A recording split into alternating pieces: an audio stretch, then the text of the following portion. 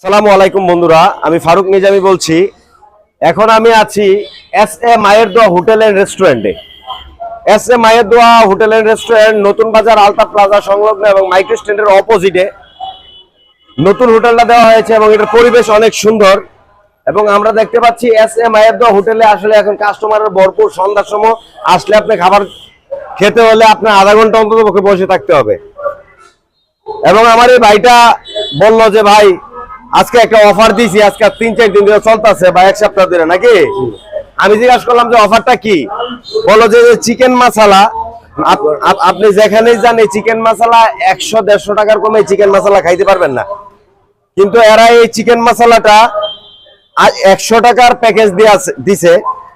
এই চিকেনটাকে ধরা হয় 80 টাকা এবং 2 পিস পরোটা এই 100 টাকা। আপনি পুরো পেট ভরে খাইতে পারতেছেন এই 100 টাকার মধ্যে। এবং দেখেন এই যে এটা হচ্ছে ক্যাশ কাউন্টার।